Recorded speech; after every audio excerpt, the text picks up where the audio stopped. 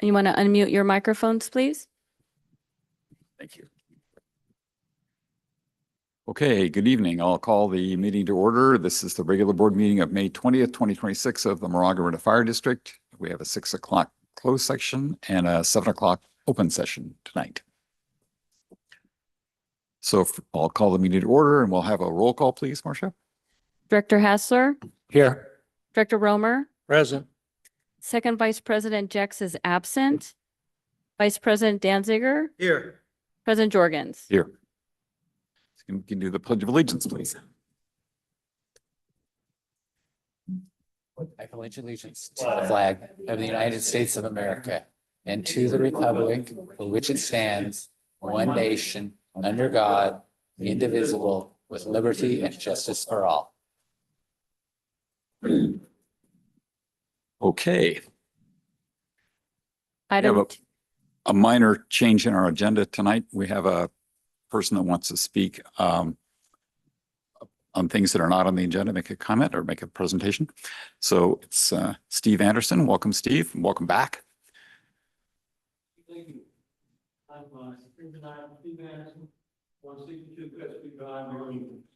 Now, I'm speaking on behalf of the silent people of the fall.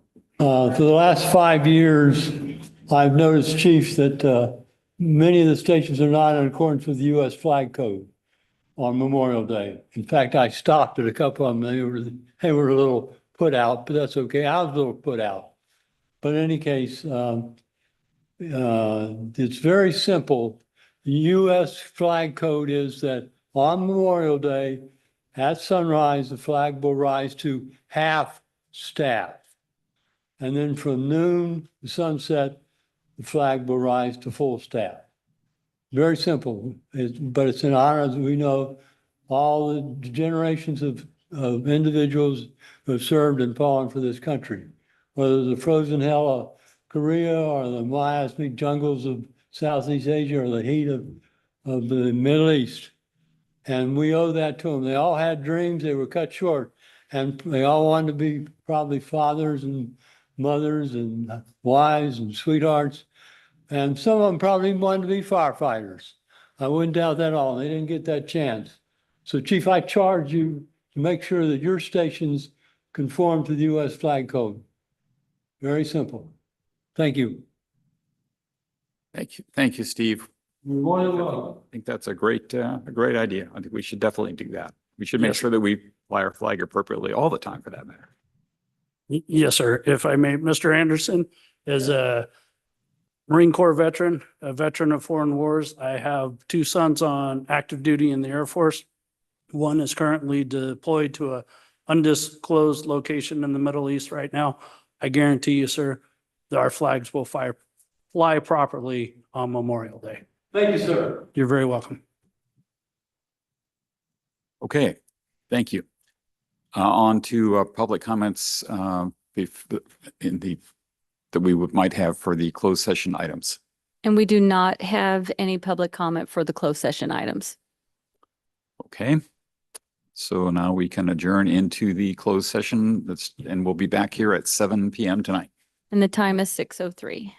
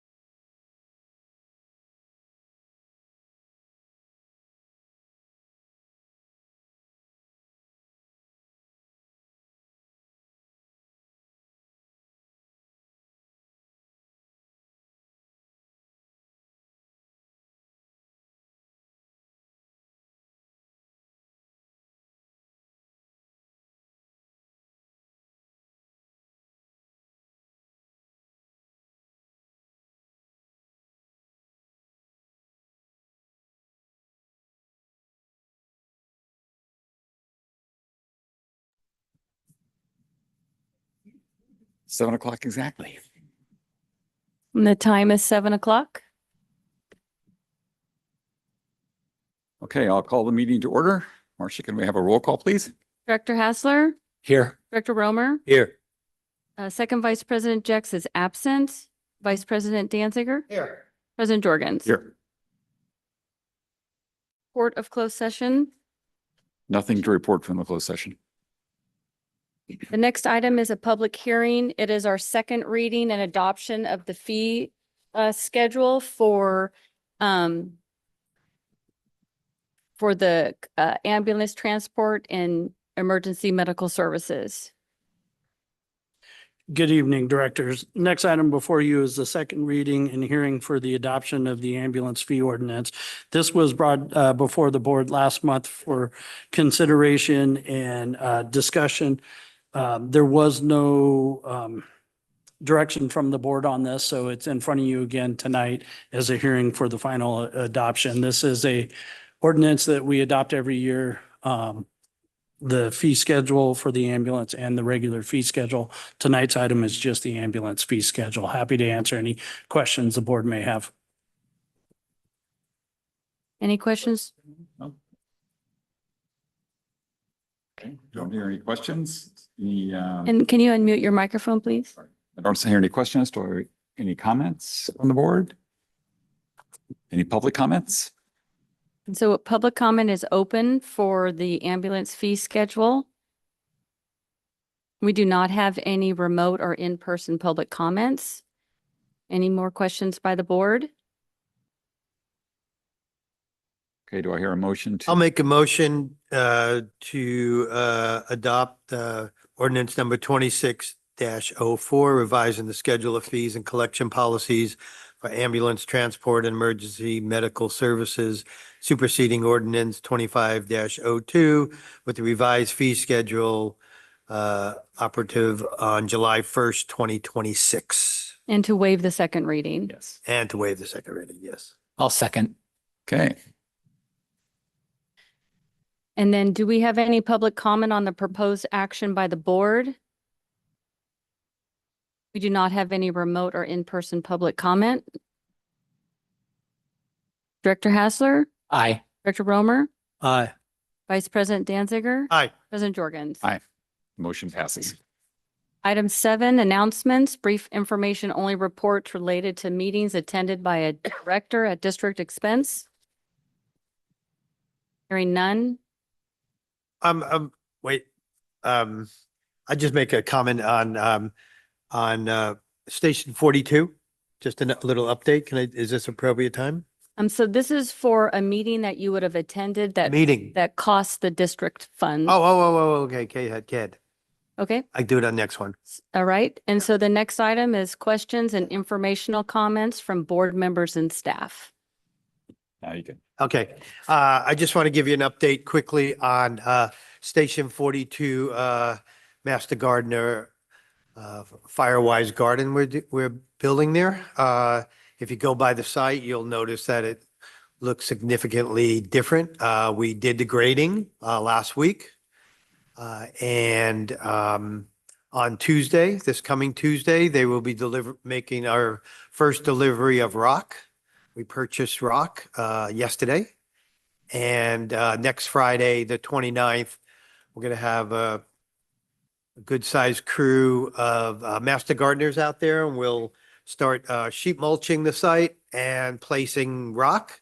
And so in the next few weeks, you'll see a lot of changes there at that station Right. coming up. And the goal is to have everything in place, the hardscape and ready to do planting in the fall.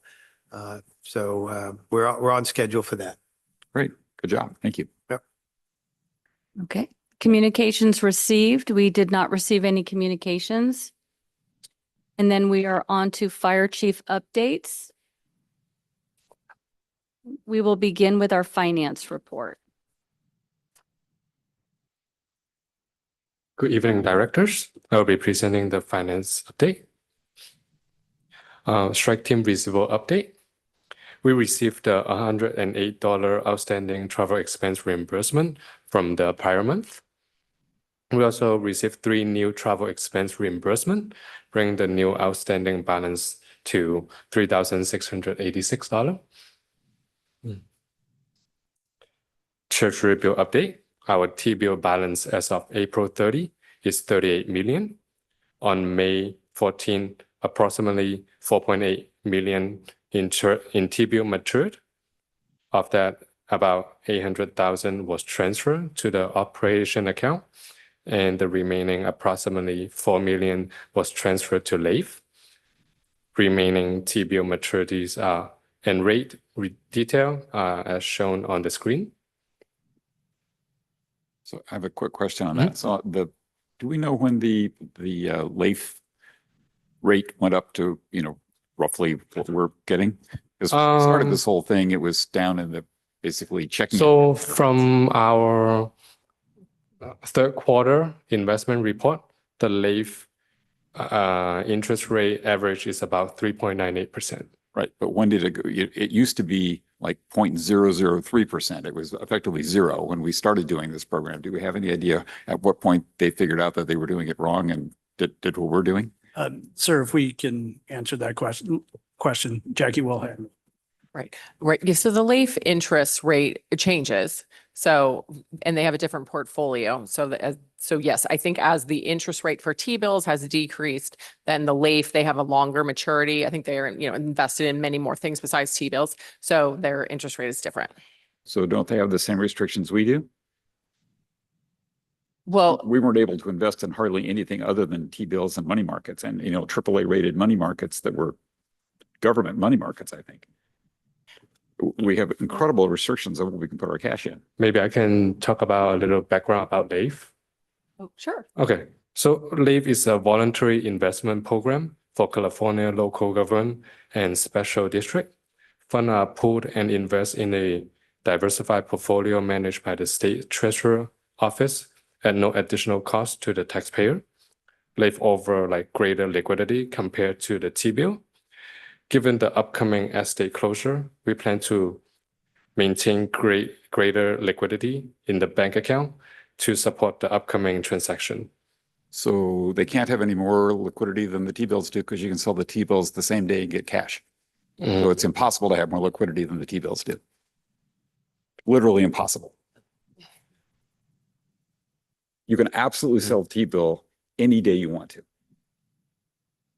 Just like LAIF. Yes, sir. I think we need to do some more research and bring those. I just want to make sure that questions I assume or the LAIF answers is to- invested in things that we could also invest in. We happen to be investing in T-bills, but I'm going to guess that they're actually maybe investing in longer term things than we are, but we aren't allowed to invest in longer term things because it has to be in less than 1 year T-bills, I thought. Our investment policy specifically, because the district, we have our board adopted investment policy. Right. And so, and it says what we can invest in. So we are allowed to invest in LAIF. And we're allowed to invest in T-bills. And then there's also some other things that we could buy different. There are other things in the But the investment state, policy the also. state has restrictions on what, sure, we have our own investment policy. We can be more restrictive than the state, but we can't be less restrictive than the state. So, and I'm pretty sure the state, because we looked this up when we were figuring all this out, the state doesn't let you invest in things more than a year. And that's where you get longer, it's more volatile potentially if you have to sell it early. But we're earning basically what they are anyway. So that, but now at least there's not a huge difference in what, because the county used to pay us when did we used to invest with the county or somebody else? We've always had our money pooled at the county. So is that LAIF or is that something different? Well, okay, so the money's at the county and they do investments for us based on our direction. So before we switched to buying all the T-bills, the money was in LAIF.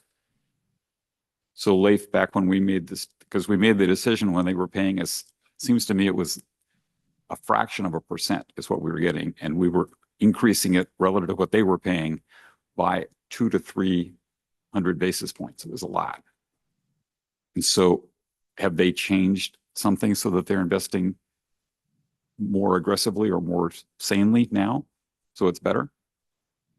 I think it has to do, before we had the inverted yield curve on a lot of the government securities. So I think that has changed somewhat. And now that the T-bill rates have gone down and then the LEAF interest rate has increased because they are invested in longer terms than 12 months. Okay. I don't remember recently having an inverted yield curve, but okay. But I think the other good news is that the interest rates, we were based on what the market was thinking, 6 months ago when we were deciding what our forecast was going to be, or 4 months ago. Long-term rates have gone up a lot lately, and I don't think they're expected to come back down anytime soon. So the good news is we're going to have more, we're going to have higher earnings than we would have otherwise forecast in our budgets. We might want to go back and adjust our budget to be the current forecasts. Go ahead. Thanks. Okay. Thank you. So other items, we are continuing to refine the overtime calculation process to ensure compliance with the FLSA Act. That's all the item I have. Feel free to ask me any questions and a report. Thank you. No further questions. We'll go on to the human resources update. Good evening, directors. Tonight I have a recruitment and employee change update. Regarding the single role paramedic recruitments, for senior single role paramedic positions, we remain fully staffed. For single role paramedic, we have hired one new paramedic on May 18th, leaving one remaining vacancy. For single role EMT, we have hired 2 new EMTs on May 18th and are now fully staffed for EMT personnel. For fuels mitigation specialist, 2 new employees were hired on May 11th and a third is scheduled to start on June 1st. For the fire engineer paramedic 2 promotional exam, the testing process was hosted on April 20th and 21st. As a result, 3 firefighter paramedics were promoted effective 4/28/26. The employee changes included 2 new, as I just mentioned, 2 new fuels mitigation specialists, 1 single role paramedic, and 2 EMTs. And the employee promotions to fire engineer paramedic 2 are Andrew Leach, William Moffett, and Lucas Trump. And unless there are any questions, that concludes my report. I do. So now that we promoted, does that mean we have vacancies in the firefighter? Mhm. And any update on when that's gonna occur? Coming up? The single role, Not for the just regular firefighter paramedics? yes, sir. Once we get the single role Oh. EMTs at Station 41, those firefighters will move from Oh. the ambulance to the engine and we'll fill Got it. those open spots. Can you share the name of the people who were promoted? Yes, so Andrew Leach, William Moffett, and Lucas Trump. What was the third one? Lucas Trump. Oh, okay. Maybe you said that already, didn't you? I I have a hard time. So went fast, yeah. Anything else? So you said how many, we hired a couple more of these fuels mitigation specialists. We used to be like really short. Are we topped up now or? Right, yeah, so we had 4 vacancies, so we hired 2 on May 11th, and then 1 is going to be starting on June 1st, and then we're working through the additional vacancy. Right. Mm-hmm. And you have a list? Is there a list? Yes. Oh, good. So those are also the folks that that drive around and give citations and things, right? Correct. So it's, June 1st is coming up really quickly. Are we going to be able to appropriately staff that function and have the people all trained up so they can go out and start on June 1st? Yes, sir. They're going through training right now and they've already been out inspecting. We've brought 2 of our previous field mitigation staff that promoted to EMT positions. We've had them come back and assist in the training, and they're going out in a one-on-one capacity with the new employees and getting them spun up. So they hit the ground running and with the expectation that June 1st, we're ready to go. Great. Good, thank you. Okay, thank you. Next, we will have the fire prevention report. Good evening, directors. I'll be presenting the fire prevention report for April 2026.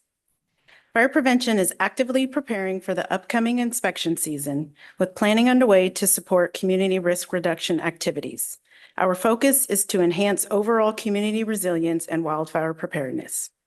Staff responded to 5 exterior hazard complaints and completed 10 exterior hazard abatement inspections. 54 property transfer inspections were completed, with about half requiring corrections. The Home Hardening Grant Program continues to see good participation, completing orders for vent mesh and gutter guard. Next slide. Regarding new construction and permits, 47 plan reviews and 19 inspections were completed. 4 days of contract chipping were completed, and Firewise groups are actively organizing and participating in the program. We received 1 operational permit for the Orinda Farmers Market. For state mandated inspections, 2 apartment inspections were completed this month. However, a key focus remains on dormitory inspections. To date, 9 are compliant and 12 are non-compliant. The university is still working through corrective actions. Next slide. 2 community wildfire safety ambassador orientations were held in April, adding 9 new ambassadors for a total of 50. So thank you to all the ambassadors for their support and active involvement in our community. Their efforts in providing education to residents greatly support the fire district and strengthen our community's resilience. Next slide.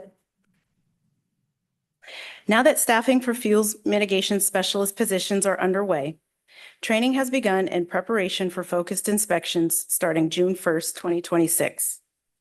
The fire chief, the fuels mitigation specialist manager, and I have identified areas targeted for inspection.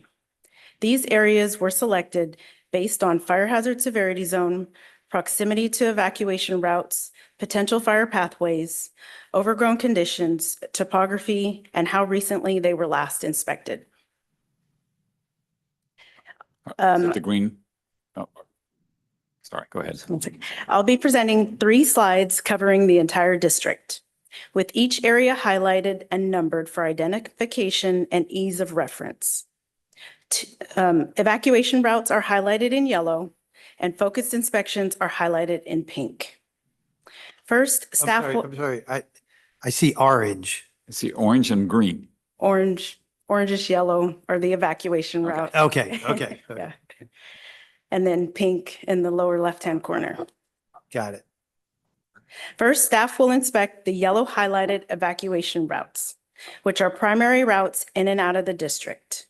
Some of these routes include St. Mary's Road, Moraga Road, Moraga Way, Ream Boulevard, Glorieta Boulevard, Camino Pablo, Minor Road, Overhill Road, and Lombardi Lane.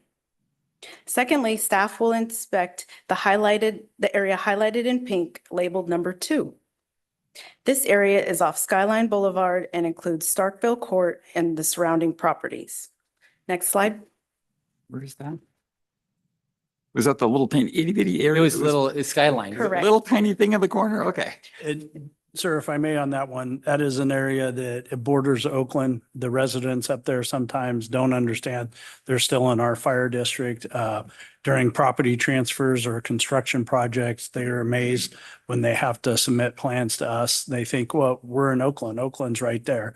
So this is going to be a great opportunity for us to go up there, educate the residents that they are in the district, and that we have a much more restrictive fire code and to get them to comply with that fire code. We've never done inspections up there, so looking forward to the opportunity we have for education. This isn't Wilder, this isn't place else? No, sir, this is wild. This, You go back. yeah, if you can go back 1 slide, please, Marcia. That number 2, that is off of Skyline, the far western portion of the district. So Your houses? Yes, sir. So Pinehurst, the top of Pinehurst, is that where we're? Yeah, if you go Pinehurst all the way Yeah. up to the top. Right at the very and then, top. Yeah. We have homes in our Just a district few, up there. right? Beyond Wilder? 5 homes. No, it's Yes. not Wilder. It's Canyon. If you head west on Oh, 24, right this back is. there. Yeah. Yeah, Because it looked like, the next slide looked like it had hundreds of homes in it. Correct. That's Moraga. That's the next one. Yeah, that's the next area. This is just the evacuation routes, number one in Moraga, and number two, that little area on top there that borders Oakland. Okay. So that's, if you go through Canyon, you take the hairpin turn, go all the way up Pinehurst. And when you get to the stop sign at the top of Pinehurst at Skyline, you take that immediate right. Yes. And then you have to go down a ways and there's a Geography. pocket Okay. of homes. Impressed. Okay, I didn't even know that existed. District 3. Okay. Yeah. All right, your next slide.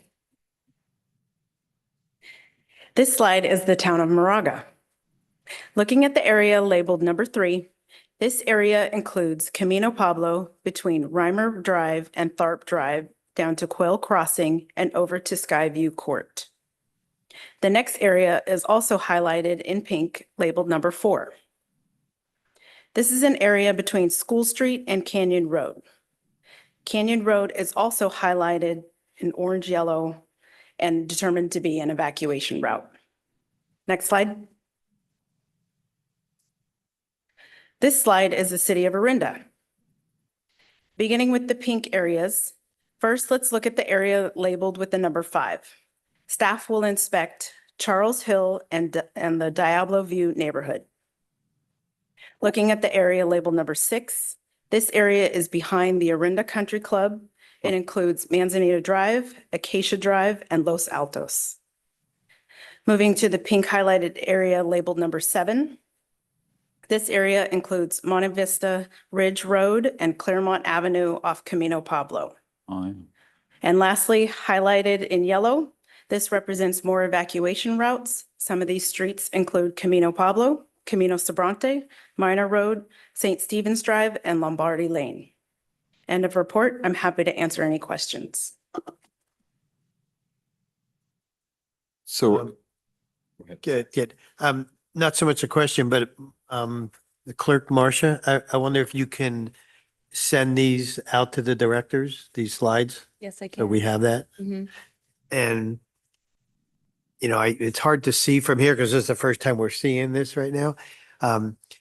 If along with the slides, maybe if, I don't know that, I can't tell if there's streets, you know, the major streets, I know what they are, but the other streets, that the list you just gave us, if we could just have a list Sure. that you can give to Marcia to just Mhm. send with us. So, because people, as an ambassador and, you know, directors, I think we were, I'm already getting questions from people. What areas are you going to focus on? And this will help, but I won't be able to tell. And, you know, if someone says School Street, I won't be able to tell them which streets really without having at least a list. So Sure. I'll that would- provide a thank you. legend. Okay. so in the past, we had a couple different things that we did. We sometimes sent out the ambassadors, or at least promoted the idea that people could have an ambassador come out really in advance, like now before June 1st, so that people could get a heads up before somebody official came in that had a ticket book with them, or even any sort of a citation or pre-citation, anything that was official. Are we thinking of doing that this year, or how are we promoting the idea that ambassadors are available? Sure, that's something we can look at. We usually send out the annual abatement flyer to every single parcel in the district. And then we can also, Yes, sir. We'll work with our Firewise partners to get the message out that here are the focused inspections and here's the anticipated dates to, you know, sign up for the ambassador program. And even if after we go out and do our initial inspection, they get information on the ambassador. If you have questions on this inspection, you know, call us. When they call us, we refer them to the ambassadors. We also answer their questions, but we say, here's a great opportunity to have somebody come out and walk you through it. And just the other day, I was noticing in Moraga that there appear to be people already doing, you know, the large landowners maybe doing some of the work, and it looked like they were maybe 30 to 50 foot, you know, sections away from the road versus 100 feet. Are we making sure that because there are only a handful of people you have to call to get a lot of land. Are we making sure they're doing the 100 feet wherever they need to do the 100 feet to be okay? Because there were some areas that were just leading right up to a whole bunch of houses that they'd done a little bit, but it It didn't look anything like 100 feet. Yes, sir. We will make sure they do 100 feet and enforce the letter of the law. This- Great, looks like a good plan. I have another question. You mentioned on your report, Orinda's Farmers Market with operational permits. I've noticed more and more food trucks, particularly in Moraga, including not far from Station 41 over there, where I see a food truck regularly. And I noticed tent setup where people are selling food and they're cooking food. So I just wonder if there's any plan or if your staff or yourself goes out and looks at any of these. I remember we've talked about it in the past that I believe there was some change in the county, the fire code or something that enabled us to look at food trucks. And you got to remind me what that was. But I'm just wondering if anything's been done because. Yes, sir. The food trucks, if it has a commercial kitchen, it falls under a section of the fire code. And you're right, I have noticed a vendor set up close to the admin office where they have tents, they have open flames, and yeah, I'll work with Moraga code enforcement to, make sure they're compliant with the fire code.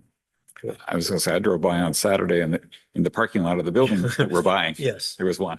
yes. So And so what about food trucks? Do we inspect food trucks? I don't want to shut anyone down. I'm just wondering, just for safety Yeah, reasons. we, especially if they have generators, they have Okay. fuel.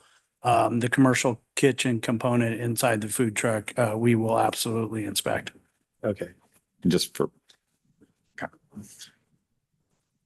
Great. Oh, and also one last quick question. So I think you said there were 54 property transfer inspections in April. So, because that's going to come up later, that means that theoretically there were 54 houses that sold or are about to sell in April. And, somehow something, not for you especially, but for us, for the prior discussion when we talked about the budget and things, the real estate market, from what I hear, has been reasonably hot, which would shock me then to think that there were, that our supplemental tax hadn't been up to normal. So, but that's at least, you have a good data point to know how many of these things we're getting. So that's good. Thank you. Yep. St. Mary's College update. Good evening, directors. Here is an update regarding efforts to address nuisance fire alarms and the compliance status of dormitory inspections. Although progress has been made, nuisance alarms continue to be a reoccurring issue. April saw a slight increase. However, total alarms for the first quarter of this year are still lower than the same period in each of the previous 2 years. While monthly totals continue to fluctuate, the long-term trend is moving in a positive direction.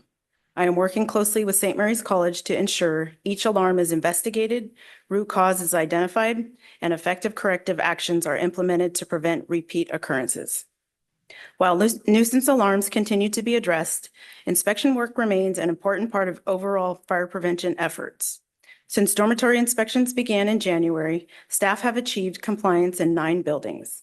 In the remaining 12 buildings, there has been a significant reduction in violations, with no more than 5 remaining in any single building. These remaining issues include deficiencies such as lack of required testing for fire sprinkler and standpipe systems, improper use of electrical devices, doors that do not self-close and latch, and the prohibited open flames such as candles. A correction plan was submitted on May 1st with a compliance deadline of May 29th, and I anticipate full compliance by that date. End of report. I'm happy to answer any questions. Sounds like you're making good progress. Very much. Very good. Thank you. We will go ahead and move on to Zone 0 update. Good evening, directors. Not much to report on Zone 0. The Board of Forestry's subcommittee on this held a meeting in Southern California. There is nothing on the board's agenda for May. We anticipate the Board of Forestry taking this item up in June, and we were waiting to see if they move it on to the Office of Administrative Law or if they send it back to the subcommittee. So we should have more of an update on Zone Zero next month as to what the Board of Forestry is doing. Thank you. Okay. We will go ahead and move on to the operations report. All right, good evening, directors. I'm going to give tonight's operations report of significant events that I can speak on since our last meeting, beginning with, next slide. So I took this picture. This is at 20 Irwin Way senior facility, and we can laugh at it now because unfortunately the driver was able to walk away and unharmed. What you see there also is a fire hydrant sheared off. They can easily be taken for granted, and unfortunately, we do respond to these incidents on more occasion. They're built to be sheared so as to prevent injuries to drivers. However, the 1,500 gallons of water, 1,500 gallons per minute of water that comes out of there is something that we mitigate. Fortunately, we were able to get a good jump on this to shut off the water supply to the hydrant and reduce any secondary exposures of water damage to the facility below 20 Irwin, which is another senior care facility or assisted facility at 2 Irwin. And this is an example of some work done by our crews to prevent or limit secondary damages. Next slide. Nice parking job.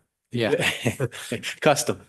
This is a image and a short video of a limited access rescue that occurred on May 1st.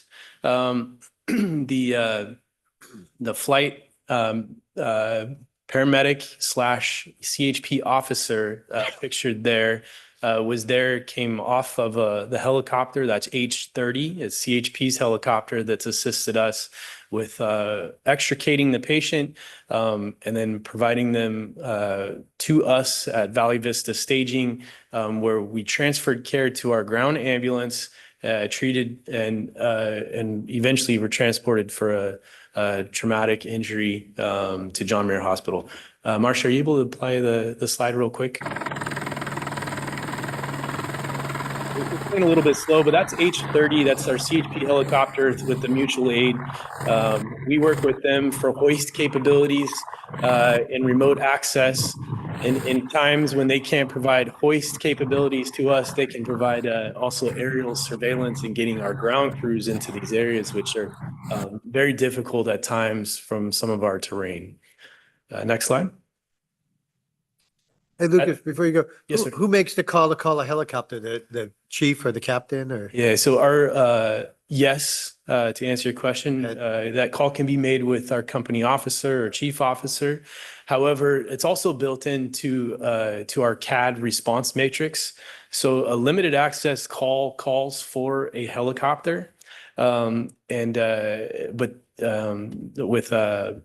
non-compete clauses with air ambulances or helicopters, there's different levels. So CHP's partnered with us along with Reach and other regional helicopters that can provide that assistance. This is on April 20th, a picture, as we heard from Christine, our HR manager. We held a promotional exam. This exam was for engineers and firefighters that promoted to the position of engineer. Engineers are responsible for driving apparatus and operating apparatus. They're responsible for maintaining all of the tools, the equipment that are associated with the apparatus. That picture there to your left is a image of one of the candidates testing, doing hydraulics on the side of the engine to make sure that to calculate the flow of the incoming water associated with the output or what we receive on the end nozzle. I want to recognize Battalion Chief Steve Gailing, Captain Brad Nygaard, Captain Anthony Gergerovic, Captain Clayton Hoover, Engineer Chris Matthews, Engineer Tom Schwedhelm, Engineer Travis Dooley, In addition to that group there, which are all outside proctors from other agencies, Contra Costa County Fire, Livermore Pleasanton, Richmond, and other agencies to name, that assisted us in making this a successful event. I am not aware of any other agency that does not contract with outside resources in the form of lawyers to host promotional exams. This was built 100% in-house and graded to remain objective by outside proctors. So through just mutual requests. So we appreciate the participation that went into to building this test. And of course, the applicants that participated in a competitive process. Next slide. And this is the outcome. As Chief Isaacs, I'm sure would say if he was standing right here, this is one of the best parts of his job and our job. And seeing the next generation of employees step up and promote. That's Engineer Billy Moffett to your left and Engineer Andrew Leach to the right. In addition, we have Engineer Lucas Trump that did receive promotions and are now currently as probationary engineers, where they'll undergo testing and a 1-year probationary process. We're very proud of them. Next slide. That's great. This is an image on May 7th of a technical rescue of a vehicle that went over the side off of Pinehurst. I believe that this image gives a pretty decent demonstration as to how steep it is, which is very steep. Is that right side up? That's correct. Wow. So this vehicle had 2 occupants in it that frankly were traveling too fast around a sharp curve, went over the side, and we're very fortunate to not go further. However, it's a technical rescue, required extrication, required stabilization of the vehicle very delicately because as we arrived on scene, the driver still had his foot on the brake, which was it was preventing the vehicle from going further down the hill, which was near sheer cliff. Our crews were able to provide this technical rescue, make it successful, extricate the two occupants in the vehicle where they were assessed and treated. But it's hard to demonstrate these images of how steep they are, but we are fortunate to say that we were able to rescue these folks off the cliff. Wow, I know. Next slide. Which way is down? Yeah. So I took that image, Marcia, if you don't mind if we go back. Down is looking, this would be as if, imagine you're looking straight, nearly straddling the cliff, and then to the left is down. So it's, imagine straddling the cliff parallel to the left, and it is sheared down with a ton of poison oak, I will add. The chain is attached. The chain is attached up the road. The chain was the first initial action by the first arriving on scene company in an effort to stabilize the vehicle. We did provide some additional stabilization with additional resources, but that was a quick action that was attached to our engine through anchor points and through the wheel in an initial action to provide some type of stabilization. But this was an absolutely a technical rescue. Next slide. This is at Camp Alindo High School, and I want to give some representation to Camp Alindo High School for contacting us. Recently, we participated in hands-only CPR with the entire freshman class of Camp Alindo High School. In total, there's just a little over 335 students that participated in the hands-only CPR, led by that gentleman right there. That's Niels Tengerlini, and senior single role paramedic Hannah Carlson. Also to mention Tyler Opdyke and Alicia Babson, and then our engine company that was there as well for a short time. This is a big undertaking, and this is the next generation of responders. If in the event, we're very proud of them for reaching out to us, and we're proud of our staff to provide this level to our youth. Next slide. And last, I'll end with the open house that occurred on May 2nd. This is members of of both of our community, our team, the Lions Club, Rescue One group, and then the firefighters that participated both on duty and off duty to raise money for charitable cancer donations and greet our community. You hear me say it often, but this is one of the most important things that we do, and it opened our doors to the community. It was well attended. Many hamburgers and hot dogs were served, balloons for the children, and we opened our doors and showed our equipment, educated what we do. And right in the middle of the call was also another technical rescue that we attended to as well. So it was maintained as a working fire station, but we appreciated all of everybody that was able to attend. Pending any questions, this concludes my report. Right. Go ahead, please. Yeah. So just a couple of things. One is, believe it or not, I look at response times, the chart that you provide. And, we had in February, we had a median response time of 4.7, which is phenomenal. I was looking it up, and NEPA says that a excellent response is 5.2 on a response. And I know there's a lot of different jurisdictions. There's urban, and there's semi-rural like we are, and there's rural. But just reviewing all our response times for the past year, everything is under 6 minutes. And I just want to say that's pretty phenomenal, I think, for our response here. And I don't know if you have anything. I'm just curious about this, 4.7. I mean, I guess there's a lot of factors that go into our medium response times, and anything different going on? I mean, our response times seem to be really heading down. Yeah, and obviously, thank you for that comment, and I'll make sure that makes it to our staff, which are the ones that are making those response times. It's obviously important to us, both our turnout times, which is a time when the bells ring, to when we are in the apparatus moving, and then to our response times, to when we actually arrive on scene. There's a number of factors. One, the human factor, we're enforcing as a reminder of how important it is. Two is equipment. So reliable equipment that tracks our apparatus and provides us with good connectivity to record accurate times, which has not always been the case. And some of that's through trial with our modems that we have, all the way to our iPads and our connecting software. Recently, also, if you'll recall, which you approved as our station alerting, that we've upgraded and provided us with a process that occurs through the what we call the ringtones, or the bells that ring us down for an emergency. But to be frank, it's also it's our people and the enforcement of how important that is to us to go.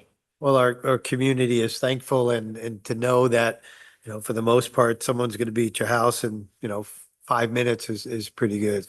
And the turnout time for that February, I got it right here, was under a minute. I was going to say that's by far the one all this is terrific, and we have great, but the thing that's a challenge, of course, is that some of them are just further away. So the turnout time is the one that's manageable, that you have control-ish over, at least. But if it happens to be in Moraga-Orinda, that's a 8-minute drive away, it's just an 8-minute drive.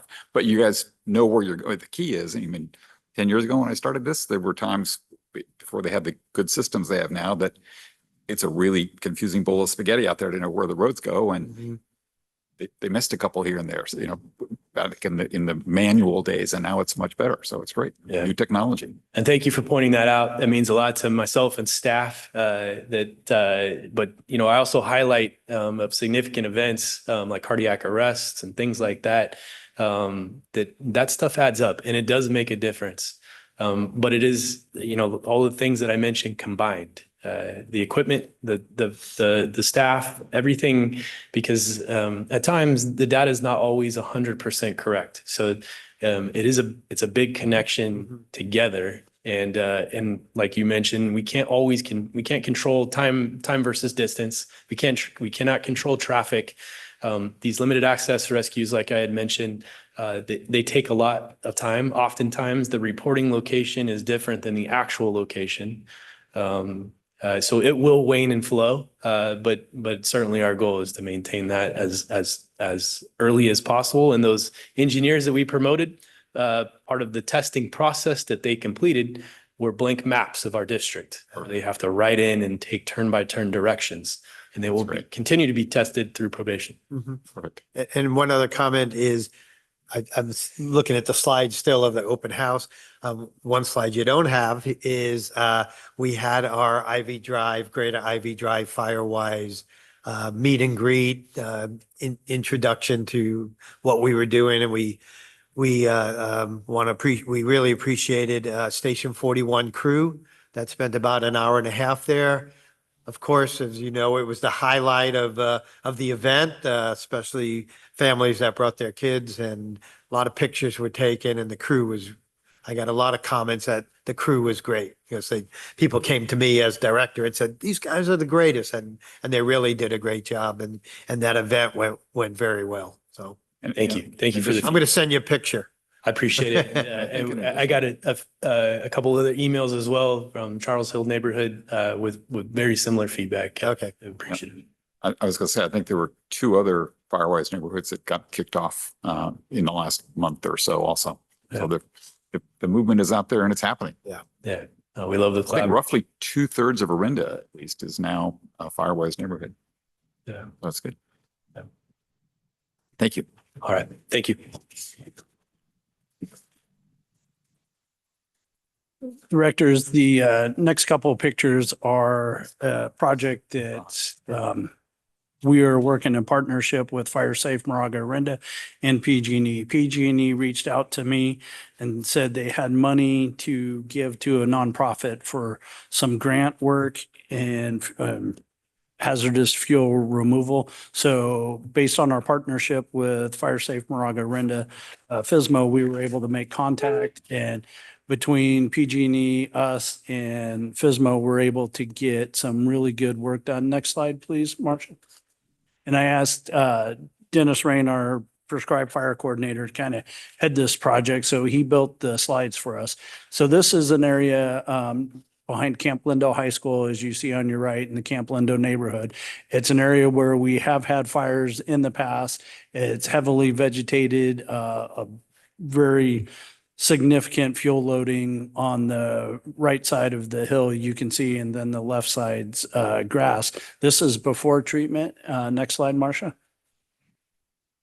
And this is a little hard to see, but you can make out in the big picture where the brush fields have been eliminated. We did keep mosaic. So for environmental concerns, we kept pockets of brush, but using the remote control masticators, we were able to get in there on those steep slopes and remove that hazardous vegetation. Next slide. Is there one? Does that thing eat tall brush also, or? It does. It does. It's amazing what that. Is it autonomous? No, it's just remote. It's remote. Remote. Oh, Yeah. yeah. But I think, sir, they are starting to put AI in there, and you just kind of plug the points in on a map for GPS, and it works its magic. Mhm. So they've done a great job, and we were trying to fly the area after the work, but with the recent winds, we couldn't get our drones up. So we will come back and report on that. I just wanted to share the, partnership and the fact that PG&E reached out to us, because we are known for doing good fuel mitigation projects and having shovel-ready projects, and our partnership with the nonprofits, both the Diablo Fire Safe Council and FSMO, allows us to put that money to work very quickly in areas of the community that are at significant risk for wildfire. Who owns the masticator? That was a private company. It's called BurnBot, is the company that has it. And PG&E had contact with them and has been trying to use them, kind of a proof of concept. Hey, does it work? Does it not work? And I think we definitely showed it works, and it can work in very steep, rugged terrain. Well, are they expensive? We are asking that question to see what it would cost, because that would be great if we were able to get something like that or have them on contract to come out and do some more work for us. Or just have a company that's available so the people that have that stuff that they need to get rid of, they could Right. send that thing out. As long as it doesn't get over. Cool. Thank you. So how much money was involved? I think between the two grants right now, each one was about $100,000. Wow. Okay. So the next slide is just shows the upcoming calendar and events for the next 30 days. Now we will go to public comment for the announcements that we just heard. We do not have any remote or in-person public comment. Public comment is now open for items that are not on the agenda. We did receive one written public comment from Diane Fayetta. That comment was included in the packet and is also posted on our website. We do not have any in-person or remote public comments. Public comment is now open for the consent agenda items. We do not have in-person or remote public comment. Okay, here's the consent agenda. Oh, wait, Okay, go ahead. I was gonna make a motion. Well, so do I hear a motion? I'm gonna make a approve? motion to accept the consent agenda. I'll second. Director Hassler, Aye. Director Romer, Aye. Vice President Danziger. Aye. President Jorgens. Aye. Motion passes. Next item is our Q3 financial update and budget review for fiscal year 2026. The Q3 update has been prepared. We have a recent development that affects the financial update. On Monday afternoon of this week, the district was informed that supplemental property tax for fiscal year 2026 was received. The amount received is less than the budget. The district received $130,121. The budgeted amount is $550,000. This will result in revenue less than budget of $420,000. This is not reflected in the Q3 update due to the timing. The district's accounting system goes back to fiscal year 2007-8, so 18 years. And I listed the amounts on the slide that we've gotten for supplemental all those years, and this is the lowest amount that we've received in 18 years. Staff has requested additional information from the county and will provide more information to the board as soon as possible. Can I make just a quick comment on that topic? So I had a friend that was in the process of buying a house, and the house had sold 14 months ago, and they called because the sellers had not received their supplemental tax bill in 14 months. Usually, by definition, the county has all the data they need the day it closes because it can't close until you file it with county. So it had turned out it was on hold, whatever that means. And they didn't have an explanation for why it was on hold. It was just on hold. And when this person called, they took it off of hold. And I'm wondering if, for whatever reason, there might be a lot of them that are in that situation. I don't know why the county would do that, but so this is 25, 26. So this is literally, the county has the same fiscal year we do. So this is, and do you know when they cut off, if they pay us once a year, when the cutoff is for when they count, when they owe you the money? I'm surprised they're paying you before the end of the fiscal year, but how do they do that? I don't know. This is the information that we're gathering. Because this year, this calendar year has been an amazing boom in real estate sales. So, unless they cut it off several months ago, it ought to be a banner year instead of a bad year. And when I look back at the ones that were, a couple $100,000, those were in times when the market was horrible. So there's the 2008 crisis, there's the actually, that was the biggest one I can think of, and I kind of rolled along for 3 or 4 years. But, I don't think the market's certainly not by a factor of 5, different than it has been. Something's wrong, in my opinion. Well, this is Director Romer. I was also looking at the same thing because I'm mystified by this. And in there was a article in the Moraga-Orinda Weekly by Conrad Bassett, published April 8th. And he cites all the statistics, and he's citing the sales and the number of sales, the number of the average property price through March 31st. And in Orinda, those figures are all up. Slight decrease of the average sale home in Moraga, but it's mystifying to me too, because this information, and it looks like it's accurate statistics, The one would thing not seem to indicate that there's any actual reason why our supplemental tax revenues would be significantly down unless there's some mistake at the county level. Well, the only possible thing I can think of is there can be a mix change. In other words, the supplemental is because prices went up. And, the extreme example is somebody that's held their house for 30 years and now it gets marked to market. And instead of going up 2 or 3 or whatever Prop 13 allows, it goes up, 50% more or something. So if all of a sudden everybody sold a house that got sold the year before, then might not be a big number, but that statistically seems hard to accomplish, in my opinion. So there's just something wrong with the way the counties do it. Either they're not processing them, which would be an example. Like I said, they were on hold, whatever that was for. But 14 months of hold seems like a long time. Mm-hmm. Yeah. They only have to have 2 numbers. It's what the old assessment was and the new sales price. Done.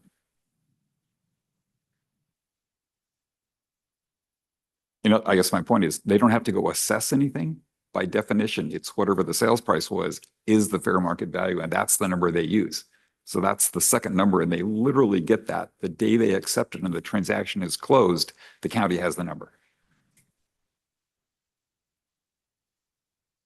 Weird. Sorry, go ahead and keep. The first column on this slide reflects amounts in the original budget, which included a general fund surplus of $34,000. The second column shows projections after Q3. The last column is the latest information and includes the reduced supplemental property tax revenue. The latest information projects a general fund deficit of $219,000. Property tax revenue is projected less than budget due to the supplemental tax revenue. Investments earnings are projected to exceed budget $175,000 due to the board direction to move investments into higher yielding treasury bills. Ambulance revenue is projected less than budget $321,000 due to increased write-offs. So how does that compare? When the people came, was it just last meeting, and gave us a big presentation and said, hey, we're behind in processing things. That's why it's low. So have they caught up? So is it truly that is it really that people have literally written it off? They've caught up. We know what the data is and it's lower, or is it they haven't processed it yet? No, they processed a big chunk of write-offs in August and they said they were behind. And so now they said that they are writing things off regularly. So I thought they said there wasn't necessarily any large change in how much was going to be written off. That was my memory, what came out of the whole presentation. This would say that's not true, that we're actually writing more off, and it's a third of our revenue we're writing off. That's a big deal. So you're telling me that our revenues were off on our revenues by 33%? Ambulance. We're writing off, triple what we used to write off. That's what they're telling us? Because that isn't what they said in the presentation.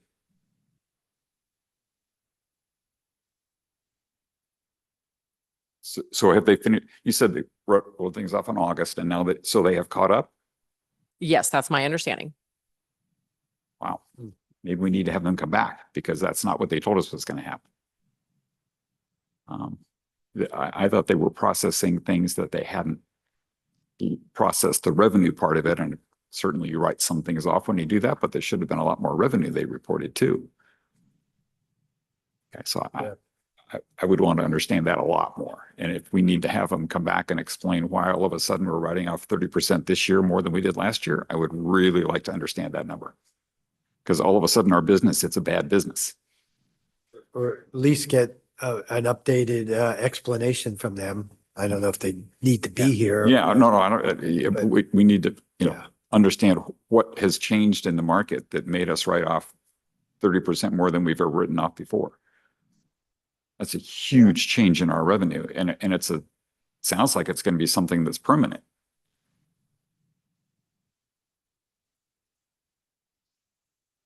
Fire prevention revenue is projected to exceed budget, 286,000 due to increased plan reviews, St. Mary's College nuisance alarm fees, and administrative citation revenue. But are we actually going to be collecting the fees from St. Mary's? Yes, we have collected the fees. Huh. Because I thought we had historically chosen not to enforce a lot of that stuff if they worked with us. Are we really getting, is it a material number in here? Yes. Okay. I hadn't realized that that was our philosophy. Wouldn't we rather have them spend the money fixing their stuff instead of paying us?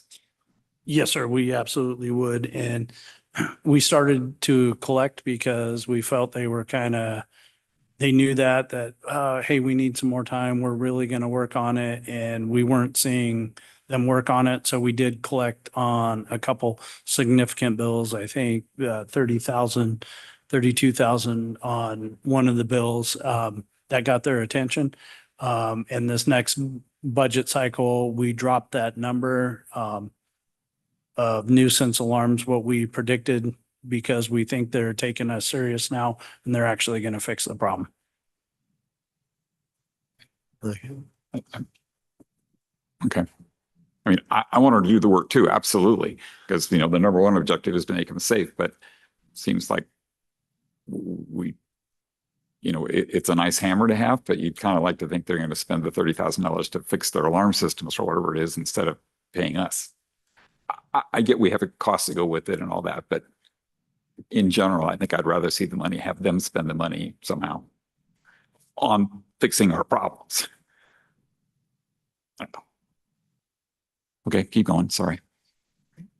Strike team revenue is projected less than budget, 247,000 due to decreased activity. We normally, I thought last year we had it in the budget at like $600,000 or $700,000 because that's been kind of a norm. That's kind of what we've been putting in. So we were actually less than that number. I thought we had a reasonable amount last year. So I have it here. Let's see. Okay, so the budget for strike team revenue is $1,125,000. And so we're under budget 247,000.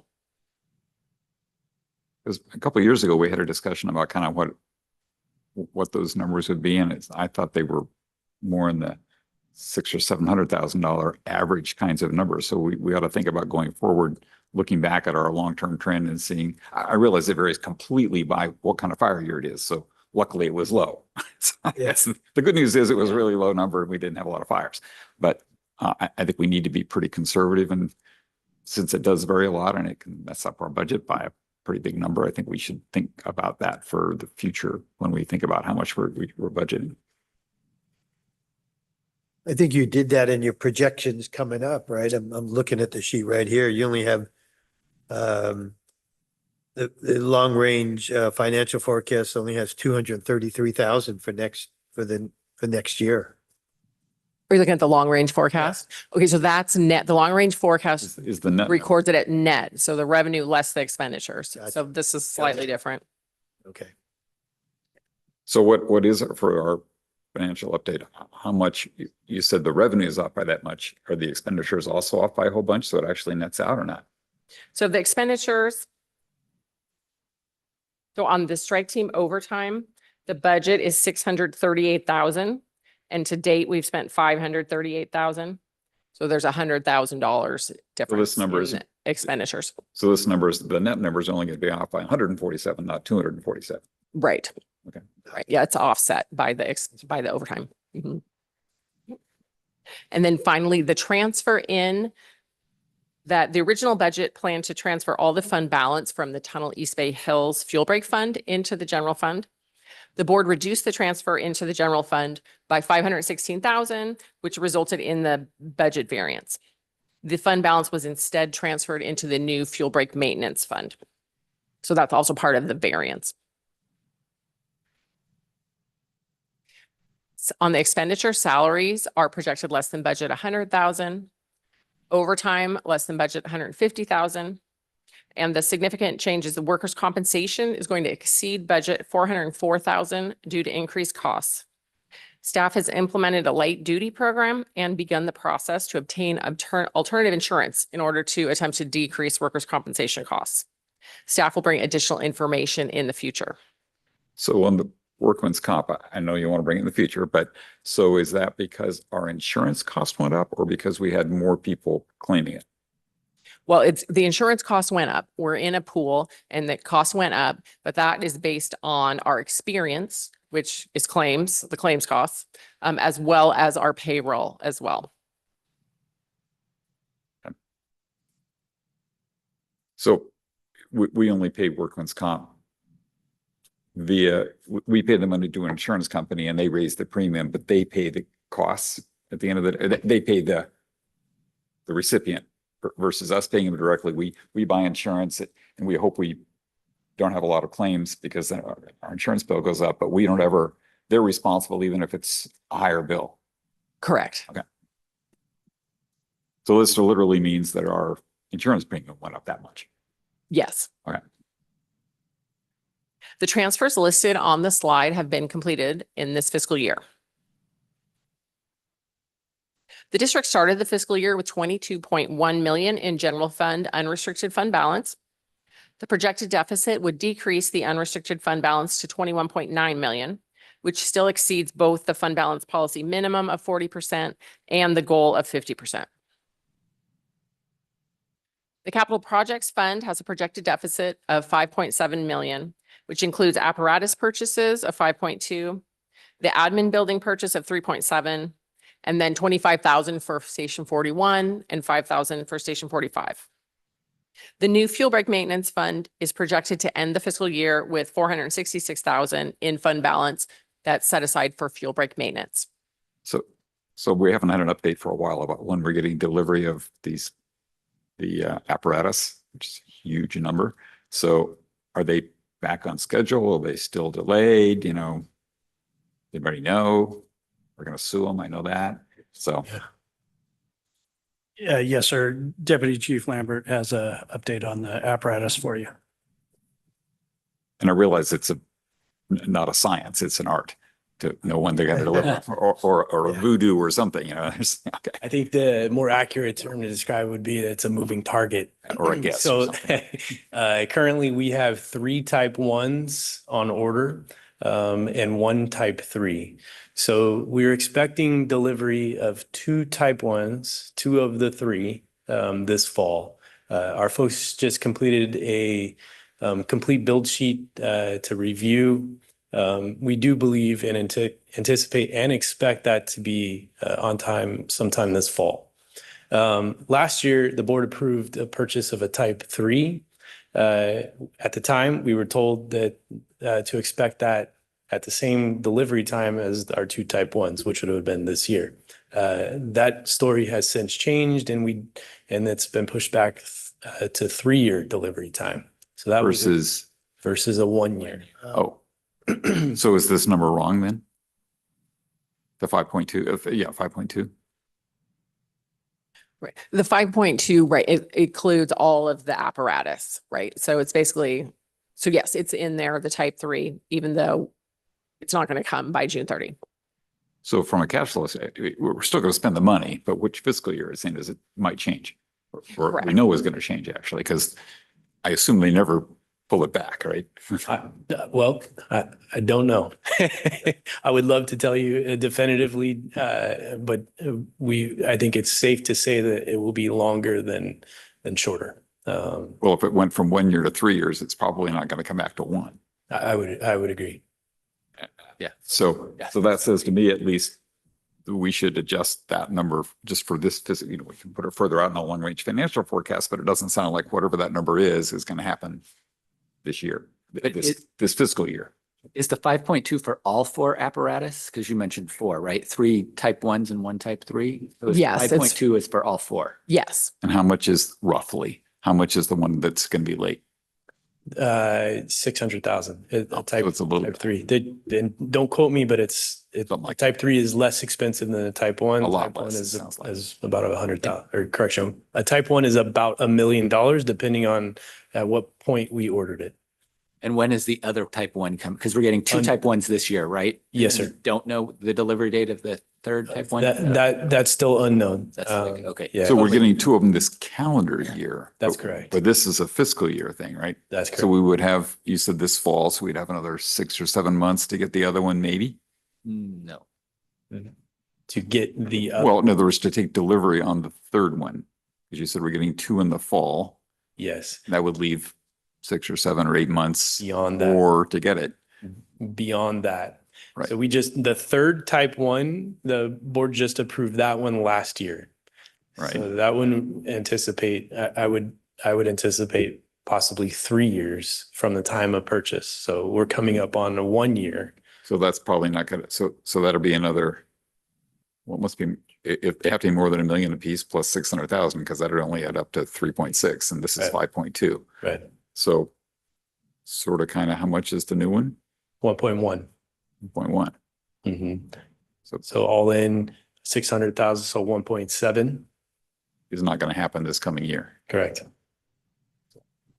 Just from a timing standpoint, that makes Yeah. a difference at least. The numbers don't add, but Right. the numbers add up to 3.6, like you said, or 3.8. So it's 1.2 million off. It's like a whole apparatus off. So how many do we have outstanding? 4, Just total of 4? 4. total of 4, 3 $1 million and 1 $600,000. Or even 1.1 million is only 3.3 and then Yeah. 6 is 3.9. This is says 5.2.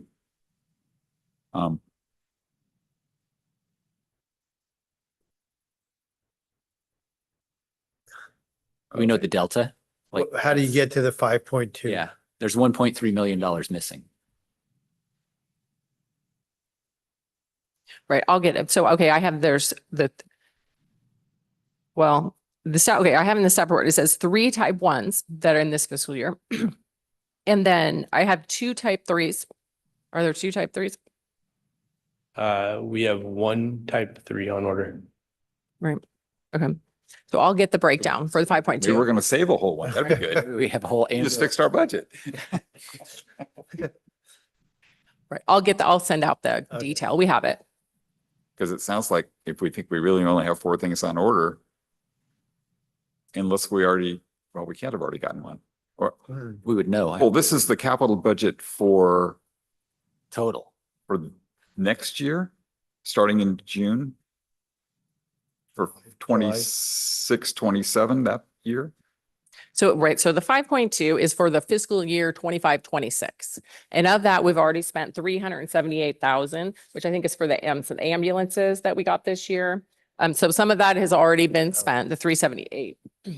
So the 5.2 is the total that we're going to plan that for everything that's been ordered as well as what's been paid for this fiscal year already. So we've paid 5.2. Like we've written checks for 5.2 million. We have not written checks for 5.2. We've written Only the checks for 300,000. 378,000. Okay, so we could, if everything worked out perfectly and our dreams came true, we would have 4 new apparatus this year, which we aren't going to. In the That next number's month and in the next 2 months. Yeah, and that we're gonna only pay 378,000 this year.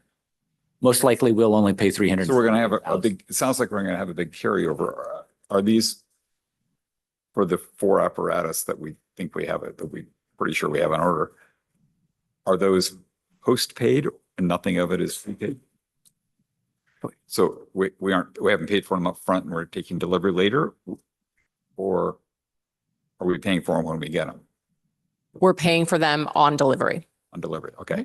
So Yeah, my recollection is we had a choice on the board that we could pay up front and we would take some risk. If we pay for them on delivery, we pay a higher price, but we don't have that delivery risk or the slight chance of the companies somehow breaking We their have a fixed contract or price. going bankrupt. but we have a fixed price. But Well, there was a fixed price if we paid up front. There was a higher fixed price if we paid on delivery. Right. But But we we made still a a fixed price. calculation that having that money in treasury bills for somewhere between 1 and 3 years, It's better. when we balanced out the various risks with the cost, It was that it was a better. better decision to make to wait until we got, anticipating this very thing that apparently has happened with at least 2 out of the 4 trucks, is that delivery was delayed as much as a couple of years. And therefore, we're making somewhere between 3.7 and 3.9% on that money that's in Right. general fund. But my point is that in reality, we're clearly not going to get delivery on the next 3. If they're saying we're not getting it till the fall, that's not this fiscal year. At best, we're going to get 2 of them in the next fiscal year, it sounds like. And so all this actual cash flow is going to happen further out. Plus, are we just adding all 4 of these engines to the fleet? Or when we get them, are we going to sell on the used market something that we no longer will need, and that those anticipated revenue streams will be added into our budget? Itty bitty. Very little. Resale value is that Shockingly low. Shockingly little. What do we get, like $25,000 for them? Yeah, it's very low, sir. 0. I thought we parked them on the freeway. Isn't that what we do with the old vehicles? That solves another problem. Yeah. Well, it's an interesting thought, by the way. But from a budget standpoint, we aren't going to have the cash this year, and it sounds like we aren't going to have a whole bunch of the cash next Right. year even. Maybe half. So That's correct. I realize it's just a cash flow timing question, but we do get interest on the money. Mhm. Yeah. Okay. So. But just from a timing, do we have the cash in the bank to, buy the building and do the things that we need to do? The answer is yes. We have commitments, but at least we have the cash for today. Because we'd budgeted for this cash flow that we're not using Exactly. out of cash that we actually have, right? Out of actual cash reserves. Correct. Okay. And as I recall, as it looks from these numbers, that we sort of allowed ourselves a margin of error too, which is good. I think we might be having an extra engine, so we're checking on that, right? Buy 4, get 1 free. Buy 4, get 1 free. Right. We're holding that to you. You do that one, Lucas. Buy 4, get the 5th one free. That's it. Like hotel nights. Okay. So here's the new plan. Right. So staff will again provide 4 updates this year. Mhm. This concludes the staff report. So Any further questions from the board?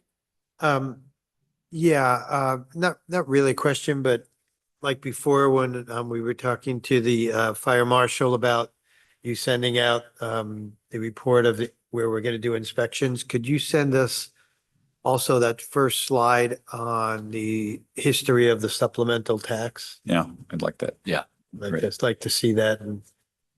Well, and I would, Instead of waiting till so what do we have in next year's, I guess we're going to come up in a minute, but what do we have in next year's budget for ambulance revenue? Because it sounds like the trend is not going to be our friend. Do you want to wait till we get to Yeah, we're going to wait 10.2? till they get to there. Like 10.2? Okay. Any further questions? Mm-mm. Okay, Okay, thank you. we can open up public comment. And we do not have remote or in-person public comment. So now we are on to item 10.2, adopt the proposed annual operating budget for fiscal year 2027 as a preliminary budget or provide additional board direction. Good evening, directors. Staff has a recommendation that we do not adopt the proposed preliminary budget because of the change that we found or were made aware of on Monday afternoon. We need to go back to the budget and we need to better understand how that decrease in the supplemental property tax is going to affect the budget. I need to look and see if there's areas we can cut to make that difference up and just better understand how that number is going to affect the budget and to get questions from the county as to the why. I've heard questions from the directors and we have those very same questions. We have emails out.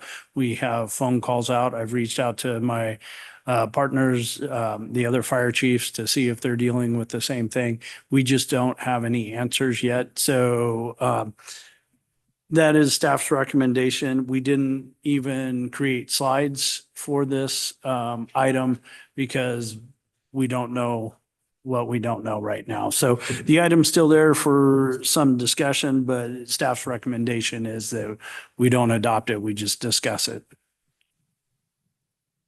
And I think we've all agreed that we Good. think we need to provide direction to you to ask the county some tough questions. Yes, sir. Sure, I'm going to be really surprised if they haven't somehow screwed up. Well, so, Excuse my language. I shouldn't accuse the county of that sort of thing, but so I don't know whether, something just doesn't add up there. so, I don't know whether we're calling the county people that actually send us the check, which is one door to go in, but we could also call the county assessor and see if there are a whole bunch of houses that are in our district that are on hold. Because just if you look at if we had 50 and what time period they pay you this over, in other words, this is only through January or, when do they actually cut off? Because they're not paying it at the end of a fiscal year. What time period are we getting the payment for? Well, and I think we have information, I think, for how many inspections we've done for home transfers in the past Right. 12 months or whatever the period would be, that we could actually ask with the hard data number that we did this many inspections, which would indicate those houses sold. Right. So, the realty people can tell you to the house how many houses were sold. That's really easy. And I'm pretty sure the real estate people can tell you what the house sold for the last time or what it was taxed at. The Moraga-Orinda Weekly tells you that. Because it's Exactly. I would go to Conrad Bassett and say, where did you get these figures from? Well, but the real estate folks also know because it has to be disclosed to, and you can also just look it up on the county for every property that sells. They know what the current assessed value is and they know what the new sales price was. It's 1.25%. It's not rocket science to figure out, and we get 20-ish% of that, right? So Yeah, something's wrong. we can at least get close. Even if we just guess, you can get close. And I think the data is pretty readily available to do it. But I would also call the assessor and say, is there something that is not being done? Are there, 150 or 200 houses that are on hold, or, why haven't the bills gone out? Something's amiss. And then if that doesn't all work, we should call, Candace Anderson and find out if she knows why they aren't sending out the tax bills, because the whole rest of the county and the city council for Moraga and Orinda ought to understand it, because they're not getting it either. So The schools, right? And everybody ought to be really upset with this number, not just us. So I would literally call the city of Orinda, call the town of Moraga and say, hey, did you Exactly. realize that, this nice big bill or check you think you're going to get isn't going to show up? Because it's going to screw up their budgets too. And it doesn't take too many people to call the county and raise some heck. Any further direction? Well, so it's not just this though. It's there's probably not much we can do about workman's comp other than longer term things, changing insurance companies or whatever. But the ambulance revenue is the other big number, and it's huge. There's nothing to do about the fact we didn't send as many people out to fight states' fires. That's, nobody could predict that. But we should be aware of what we're predicting for next year and think about it. probably an unfair question. Do we know what's in the budget for next year as compared to this year for ambulance? Is it the same or did we decrease it? So for ambulance revenue, I increased it 3% based on 3% from what I project for this year. So for this year, I'm projecting we're going to have 1.8 million in ambulance revenue. And then I increased that 3% to 1,854,000. And the 1.8 is after the write-offs? Yes. So that's I'll call it the new projection after we've gotten all this data, and it's down 250 or whatever it was down. It was down like the 320,000, Is that what it was? wasn't it 320,000? Yes. Something like that. Yeah, okay. Yeah. Okay, So down a lot. So in other words, that number has already been adjusted in the budget we've already looked at? Or- correct. But it, with a 3% increase. Right. So it was 2.1 million. It went down to 1.8. I'm just doing rough math, but it was 2.1 originally. Now it's down to 1.8 plus a 3%, if you will, increase, which is, okay. Got it. Okay. Yeah, so do we want to, are we all in agreement? We're not going to, we're done talking about this Yep. unless somebody else has questions? Yeah. Okay. And you guys know what you're doing. That's good. I just want to ask you, are we going to need to possibly have a special meeting to discuss the operating budget? Or can we hold it till? It is June. possible, sir, that if we get the answers back in a timely fashion, they make sense. We understand it. We don't Okay. have additional questions that we could come back for a special meeting. But I think looking at the timeline, bringing this back at the regular June meeting would still give us enough time to It will. adopt the budget. Well, and not only that, it tolls anyway. You just keep spending with the old budget anyway. Yeah. So and I don't think there's anything traumatic that happened between If, this budget and the next budget anyway. Other than the property tax. Other than property tax. Well, no, but I'm just saying that Yeah. they still have the same authority. Oh, yeah, that they still do have the same. now. Yeah, yeah. Yeah, Keep got it. spending money. So it isn't like right. Yeah, we're gonna, it isn't like the government, we Yeah. shut them down yeah, exactly. when we're at the end of the budget, it keeps going. Yeah, the other issue that Marcia brought to my attention is we have publication requirements and other things that basically effectively add up to about 3 weeks worth of stuff. Yeah. So But it doesn't have to be you'd submitted only be till October. buying a week. Right, but it doesn't, none of this has to be submitted to the state until like October. Right, that's right. So that's why this makes more sense to put Mhm. it off to the next. So 1 week board to- meeting. Got it. Got it. All right. I think it might even be after October. Yeah. Would you like to open public comment? So I'm sorry? Public comment? Would you Yes, like to move on to please. public comment? So public comment is open for the proposed annual budget. And we do not have in-person or remote public comment. We're just going to move on. On to item 10.3, adopt resolution 2606, establishing the fiscal year 26-27 fire flow tax rates for the Orinda and Moraga service zones. This is Director Romer. I have a question, and I'm pointing out for the record that in the paragraph on the background, in the second sentence, it says, of note, the service zones do not match the municipal boundaries of the city of Orinda and the town of Moraga. Now, I recall, I think it was former Chief Dave Winokur that I think gave a presentation on this a couple of years ago. And I know that you probably don't have access to it now, but it would be helpful for me to know what area of Division 4 I have what I think of as overlap with people who would be subject to the town of Moraga, if the town of Moraga fire flow tax were increased. Because I'm not sure exactly, you can't tell from the maps that are available on the MOFD website where this overlap is. I know Division 3 has overlap with the I think municipal boundaries. I believe it's all in Division 3. It is, there may be no municipal overlap between Division 4 and the town of Moraga. But I'm uncertain as to whether there is overlap with the fire flow service area. Between Orinda and Moraga, there is, because it runs up, I think, It's over on up to Glorietta, it's doesn't over it? on Glorietta someplace. Yeah, Yes. that's where there's Somewhere in the there's a little Glorietta. buffer area where it's a little bit messed up. Yep, Okay, something. well, at some point, if somebody could get that information to me, I'd appreciate it. As Yes, a sir. practical We'll- matter for this reason, I've said this on the record before, but there's a big question is whether we as board members represent just the constituents in our district or whether we have an obligation to represent the entire Moraga-Orinda. What's really easy, you have to easy. represent the whole The whole board, the whole The district. whole board represents the whole district. Absolutely. Yeah. Just like a congressman doesn't just represent the congressional district, but if she's doing her job well, she's representing the interests of the United States of America. Exactly. Yep. So Yeah, we swear allegiance to the whole district, not to our sub-district. that's correct.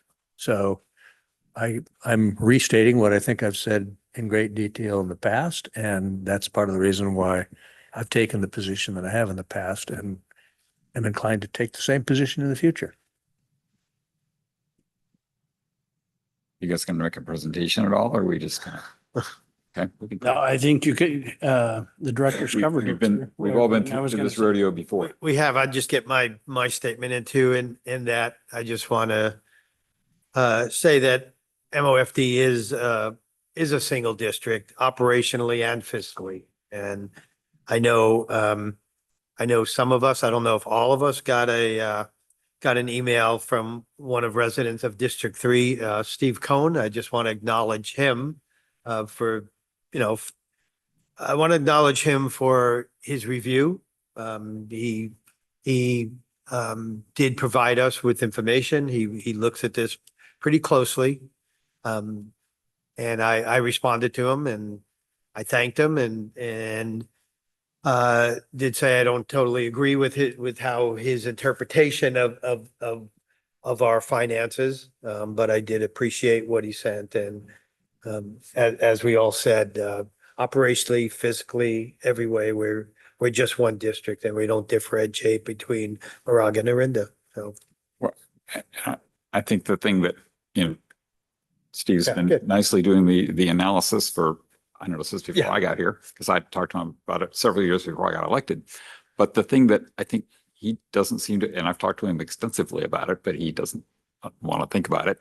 So the town of Moraga pays more than the city of Orinda does percentage wise for the sheriff and for the jail and a lot of other services, because back when Prop 13 got passed, Orinda happened to be paying, we had for that particular year, which they looked back, I think 2 years when they passed Prop 13 in the 70s and said, whatever percentage your budget was, the county's budget was spent on all these various things, that's what it's going to be. And so Moraga happened to have a slightly lower rate than Orinda did at that time.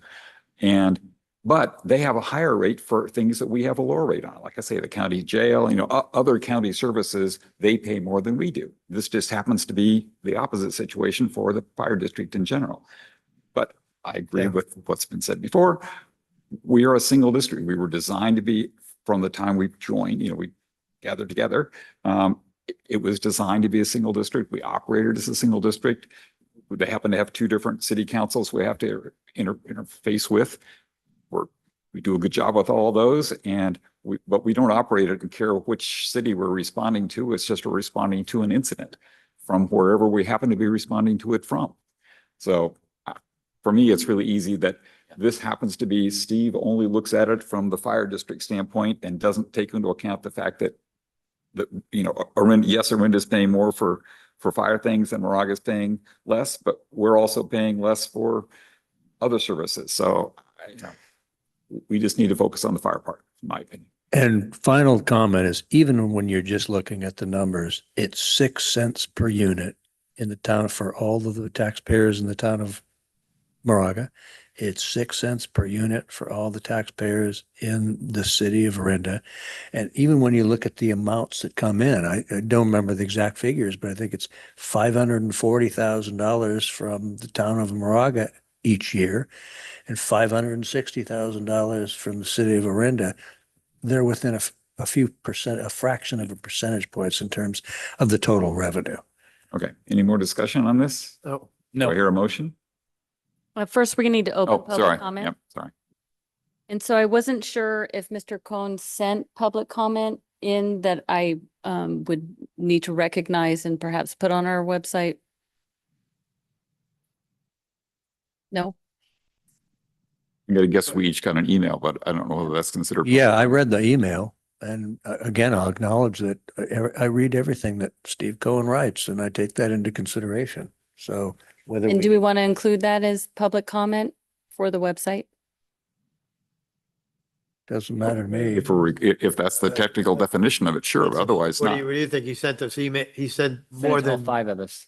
all of us? Yep. You get it too? Yeah, I think it should be included. Okay, So great. Include it. you can Okay. provide the Okay, thank clerk with a you. copy of that. It'd be great. Happy So to we'll do acknowledge Well, I'll delete Steve it. Cohn's written public comment, and then I will post it onto the website. Do you have it? I do not. Okay, so I think I deleted it. I I could probably find it. Okay, I still have it. very good. I get it. So we Send it will nice. open public comment for our in-person and remote participants. And we do not have in-person or remote public comment. So did I hear a motion? I make a motion, we adopt resolution 2606, establishing the fiscal year 26-27 fire flow tax rates for the Orinda and Moraga service zones. This is Director Romer, I'll second. Director Hassler, Aye. Director Romer, Aye. Director Vice President Danziger, Aye. and President Jorgens. Aye. Motion passes. And item 10.4, approval of Amendment 2 to employment agreement between Moraga-Orinda Fire District and Jeff Isaacs for position of fire chief. Who? The record will reflect that Chief Isaacs has left the room. Along with Elvis. Pursuant to Government Code Section 54953C3, I am required orally to present to you the terms of the proposed extension agreement with Chief Isaacs. The primary thing that this agreement would do is extend his tenure as chief from July 1, 26, when his current contract runs out, until December 31, 2027. In other words, 1.5 years. The other major change, the only really other change in the contract is to authorize Chief Isaacs to receive $22,500 in 2026 and in 2027 for a total of $45,000 in deferred compensation into his 457 plan to be paid by the district. The contract, his salary remains the same in this contract as the previous year, which is $297,864, and all other terms would remain the same. I have a question just on the 22,500 annually. Maybe that's for Glorianne, probably. How is that paid? Does he get prorated each paycheck? Is that how? No, I can answer that. Oh, you can. Go ahead. No, so the intention here was that it would actually total $45,000 over the 2 years. And so it will be paid on or around July 1 of each year that remains in the contract. So in other words, on or around 22,500 on or around July 1, 2026, and then $22,500 on or around July 1st, 2027. So it's it appears on his paycheck, I guess, right? As a That part I don't. I mean, how does that part, because I used to do that work in another, I just wonder how that is actually, if it's going into his deferred comp. Well, doesn't he have an account set up that it has to go into directly? A 450, under 457? Yeah, it Yes. can't go into a paycheck. It goes directly No. into the account. Right, but it does show up on the paycheck It as shows up in your income, stub, it and just then doesn't we go. withhold it as a deduction, and then the district transfers the money into the 457 account for the employee. Otherwise, it's not deferred. Right, that's right. He can't receive it. Right. Right. Yeah. Okay. And this is in lieu of any pay increase. Right. Yeah, Right. in the MOU, in the contract. Any more discussion? Any public comment? All right, well, Oh, sorry. sorry, hold on. I think it's good that we're locking up Jeff for another 1.5 years. I mean, it was a good transition from Chief Winokur to Chief Isaacs, and locking him up for that period is good for business, and it's good for the community. He's been doing a great job. Yeah. I agree. I think we all. I agree. I agree There've been too. some tough Yeah, things I that came agree. along and he's done a great job. Yep. Great job. People like him, public likes him. Are we ready for a motion? We'll have to public comment first. Public comment is open. We do not have remote or in-person public comment. So Now I'm ready for a motion. now we're, okay, this is Director Romer. I will make a motion that we approve item 10.4, the approval of Amendment 2 to the employment agreement between Moraga-Orinda Fire District and Jeff Isaacs for the position of Fire Chief, as stated in the accompanying materials. I'll second. Director Hassler, Aye. Director Romer, Aye. Vice President Danzig. Aye. President Jorgens. Aye. Motion passes. We're on to committee reports. We'll start with the audit committee. Yeah, so the audit committee had a meeting with the auditors and staff on May 18th, where we discussed the planning of the audit and the initial field work that was done with regard to the audit. It was a good meeting. One thing that, we need to bring the chief. Yeah, back I in. think we want to invite the chief back in. Yeah. We're done with this portion. Sorry, because Good idea. I'm going to wait till he's back. Just one question. Yeah. Director Jex was there as well? Yes, it was, yes, we were both there. And one item that came up at this meeting that I wanted to bring up here was the spending authority of the chief. It is $100,000, which includes, I'm just bringing up what we talked about. It's $100,000 is his spending limit. And that is also his spending limit in the case of an emergency or a fire event in the area. So if there was, for instance, a instance where he had to call in aerial support that would cost more than $100,000, he would have to convene the board in an emergency situation to handle that problem. So I think maybe, and this is probably the wrong place to say it, but I don't know if there's an agenda item that needs to be put on or something related to that item, but there's a pretty strict spending cap on that. And then the other item was with regard to the capital expenditure projects that we have coming up, $100,000 might be low without board approval when it comes to some of these projects. How does that fit in with in an emergency? We would be calling it mutual aid, and that's not putting. Yes, sir. To go into unified command during a wildland event, the IC for unified command, myself or Deputy Chief Lambert, has to have purchasing authority. So we have to be able to say, I need 2 additional aircraft. I need 5 additional strike teams. And they're going to say, okay, you're paying for that. And we have to have that authority right then and there and not go, well, give me 10 minutes and get an emergency meeting together.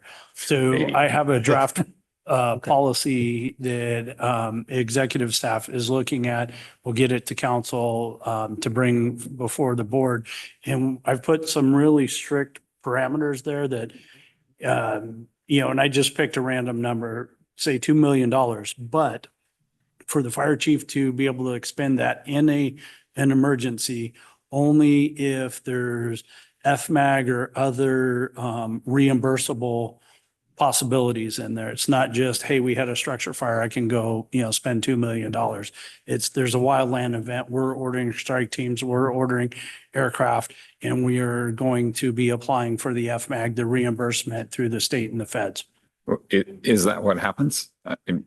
I'm not expecting to know the answer to this because we just brought it up, but if anybody, Contra Costa County, whoever calls in something, is it literally on the local district to, call in everybody, or is it, and there's reimbursement, or is it just us?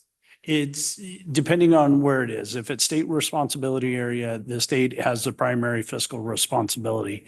But if that incident is, depending on what the incident's doing, if I say, hey, I really want to protect those structures, we have citizens that are very worried. I think it's important to the incident that we get a couple strike teams over there, and for whatever purpose, say CAL FIRE is like, well, we think the fire is going away from that area, but if you want those resources, you have to pay for them. So, okay, we will pay for those resources. The FMAG is a process I used in my former life when I was a duty chief at South Ops. So in a local government incident, when that incident is starting, and it's threatening infrastructure, it's threatening structures, we immediately start the FMAG process. That covers 95% of the cost up until the incident is called controlled. So we don't call it controlled, immediately as the last flames out. It's not controlled for a couple days because we're still going to have resources doing mop up, patrol, suppression repair, and things like that. So that's why we want to keep that incident open, because it keeps the reimbursement from the FMAG process through that time. Is there some kind of a fee schedule for all of that stuff? For example, for each airdrop, is there a separate cost, and how does that, how do you figure out? Sir, isn't airdrop, it's by time. So if you call for a fixed wing, it's $10,000, and I'm making up a number, $10,000 an hour, minimum of 2 hours. Whether you use it for one drop or you use it for 50 drops, it's that price for that hour. So it's not something, hey, get on the radio, order a bunch of aircraft. We need to make sure we need it. And a lot of times CAL FIRE will come in, assist us with our incident and say, hey, that was going to threaten state responsibility area. We got that because it was threatening our stuff. And we've had fires in the past where we've brought CAL FIRE in. If we bring those resources in, the state law requires that we support them. That's part of the master mutual aid plan that all agencies belong to. I can call them, they're going to call us. But if they come, we have to support them with food, sleeping, fuel for the engines, all those type of logistical needs while the incident's going on. Well, I guess my impression would be, put yourself in the middle of the Palisades fire. Yeah. And if you were the one calling it, able to call in the resources, I'm pretty sure there's not anybody that, lives nearby that says, oh, we really want you to go check and make sure you're going to get reimbursed. That's just never going to happen. So I don't know why we would put it, if we think there's at least, even if we don't think there's some chance you're going to get it. Do you really want to have somebody's house burned down because we didn't get reimbursed for doing it? I mean, I'm assuming it's not just a house. I'm just saying in general, on the incremental house, of course, you're going to want to get it. So I'm not sure why we would put a limit. I mean, I think it just needs to be brought up and we need to put it right in. Given the right, it's a serious situation. And I don't know how you describe that, by the way, but I don't see why there should. So we're suggesting this as an agenda item? I think it's an agenda item because I think. I mean, I'm guessing we already have a written policy and all this sort of thing, don't we? The list is $100,000, which is With obviously $100,000. the wrong It answer. certainly makes sense. Seems a little low. Yeah, we need to review the entire policy and including the limits. I agree. Yeah. And I think the way you've handled and the way Chief Winokur did too, the $100,000 is as you spend some of that, you get approval for whatever it was you did so that you kind of reset the limit. So. And that was it. The meeting was good, but that's the report on the audit committee. Okay. Any other committees? So we do have to work on on getting a schedule for going and looking at these new, where we can, the examples of the buildings. We're supposed to work with Chief Lambert to make sure we can agree on our calendars and go get it done. So. The only thing I have, and I have it on my calendar, but Chief, I don't know if you have this, when we had our last ad hoc committee, 2x2 with the town of Moraga, I thought we set a June meeting date, but I don't know. I think that's correct, sir. I will double check Okay. and send that to you. Okay. So there may be an upcoming meeting. And the meeting date we set for June 16th. the for day- Orinda is in like August or something. It's forever. The summertime. Yeah. sometime. Okay, do we have an update on the grant program to promote district activities? This is Director Romer. No update to report. Any further updates on the rest of the committees listed on the slide? Nope. Okay, we can open public comment for the committee reports. And we do not have in-person or remote public comment. Requests for items on future agendas? So I'm not sure it has to be an agenda, I think, because it's something that we don't have to normally agendize, but I would want to propose that just for our scheduling, we have often not had the July board meeting. And so is that something that we can work around agenda wise to make sure we get everything done either in June or delay it till August? Yes, sir, we can. Is that something that's of interest to anybody else up here? I'm having trouble hearing you. I'm Is sorry. that something that's of interest to any other board meeting members? Sure, whatever. I'm okay either way. I had been planning to be in town, but if it's unnecessary and we can, I was planning to be out of town as well, so I was going to ask to be allowed to be absent from you the. were planning to be out of town? Yes, sir. The July meeting is my normal family camping trip, so I Oh, was going to okay. ask for Well, then- permission to like- be absent of that meeting. Then I have no objection. So I would propose that we then don't have that meeting. Okay. Let's be happy. That's it. Well, I mean, We need to, obviously, I if something comes mean, up and we have to, that's fine, But but yeah, why don't we so- just schedule not to? How's that? What would have been the date of that? Anyone? Think it. Well, it's the I can tell you. 15th. third Wednesday, so 15th. That's early. In July 15th. It's as early as it can be. Yeah. So we are tentatively planning to cancel the July 15th board meeting. Not tentatively, we just did it. You just did. Okay. Yeah. So it'll be canceled. I will issue notice then. Great. Anything else anybody wants to put on the agenda? No. Okay. Next.